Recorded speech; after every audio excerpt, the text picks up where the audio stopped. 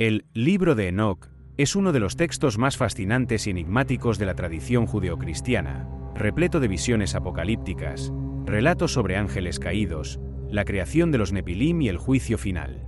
A pesar de su relevancia y su influencia en ciertos textos bíblicos, el Libro de Enoc fue excluido del canon bíblico tanto en el judaísmo como en la mayoría de las ramas del cristianismo, con la excepción de la Iglesia Ortodoxa etíope, que lo considera sagrado hasta el día de hoy.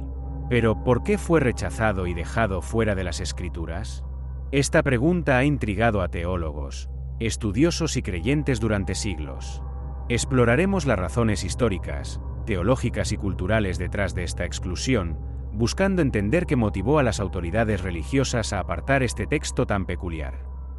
Para entender por qué el Libro de Enoc fue excluido, primero es necesario comprender la naturaleza del texto en sí.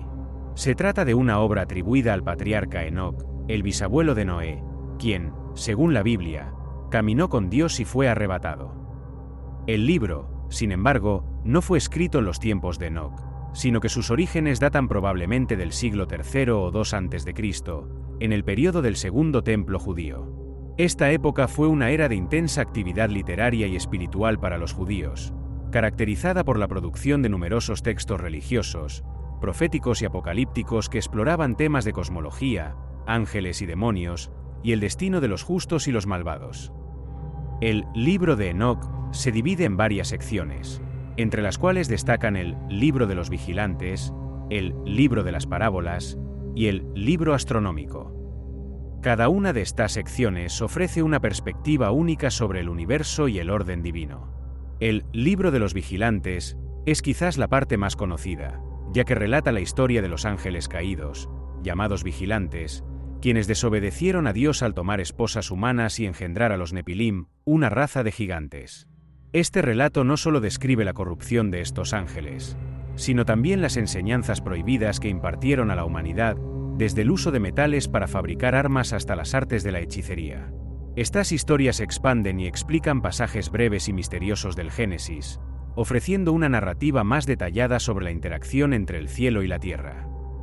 Una de las razones principales por las que el Libro de Enoc fue excluido del canon es precisamente su contenido teológico poco ortodoxo y complejo. En el judaísmo y el cristianismo primitivo, había un gran cuidado en mantener una línea clara entre el monoteísmo estricto y cualquier cosa que pudiera interpretarse como mitología o especulación extrabíblica. La idea de ángeles desobedientes que enseñan conocimientos prohibidos y engendran híbridos con seres humanos era una narrativa poderosa, pero también peligrosa, ya que introducía un nivel de cosmología y teología que se alejaba de la enseñanza monoteísta y podía parecer casi mitológica. En un periodo en el que el judaísmo y el cristianismo buscaban definir su identidad y alejarse de las tradiciones paganas circundantes, el Libro de Enoc resultaba problemático por sus descripciones de entidades espirituales con características y poderes que, para algunos, se asemejaban a las de dioses menores. Otra razón por la que el Libro de Enoc fue excluido del canon es su autoría incierta.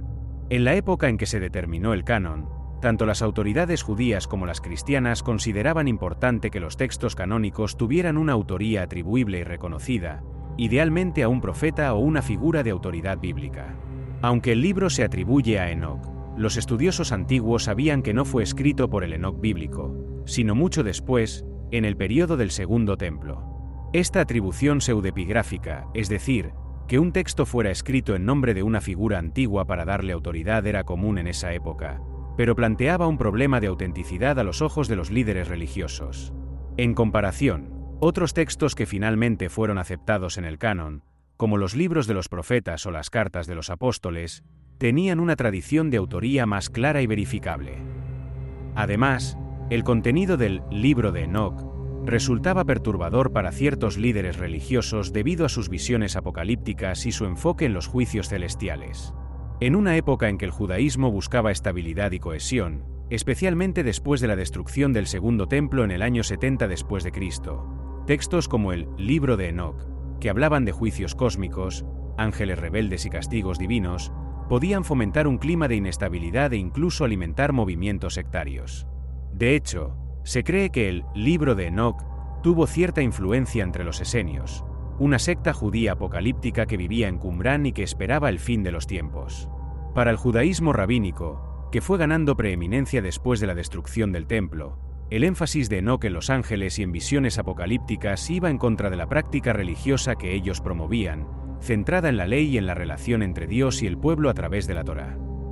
Por su parte, el cristianismo primitivo tenía sus propias razones para excluir el libro de Enoc.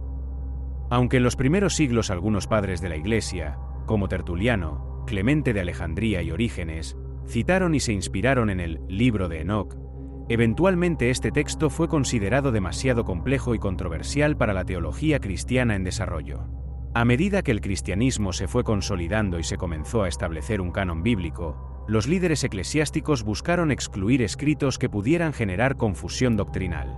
La idea de ángeles caídos que interactúan con la humanidad y transmiten conocimientos prohibidos era una narrativa que podía ser vista como peligrosa, ya que ponía un énfasis excesivo en la naturaleza y los poderes de los seres celestiales, desviando la atención del mensaje central de salvación y redención a través de Cristo. Sin embargo, es importante señalar que, a pesar de haber sido excluido del canon, el libro de Enoc siguió circulando y tuvo una gran influencia en la literatura cristiana primitiva, especialmente en los textos apocalípticos. El libro fue muy popular en las primeras comunidades cristianas y dejó su huella en el Nuevo Testamento. Un ejemplo claro de esta influencia es la Epístola de Judas en el Nuevo Testamento, que cita directamente una profecía del libro de Enoc, Judas 1, 14-15. Esta referencia explícita al libro muestra que, al menos para algunos de los primeros cristianos, las enseñanzas de Enoc tenían relevancia y autoridad. A pesar de su exclusión formal, su contenido resuena en las visiones de Juan en el Apocalipsis y en las enseñanzas sobre el juicio final. Finalmente, la Iglesia Ortodoxa etíope tomó una decisión diferente. Para ellos, el libro de Enoc nunca fue visto como un texto herético o problemático, sino como una obra inspirada y reveladora que formaba parte de su herencia espiritual. El libro de Enoc ha sido parte del canon etíope durante siglos y sigue siendo una referencia importante en esa tradición.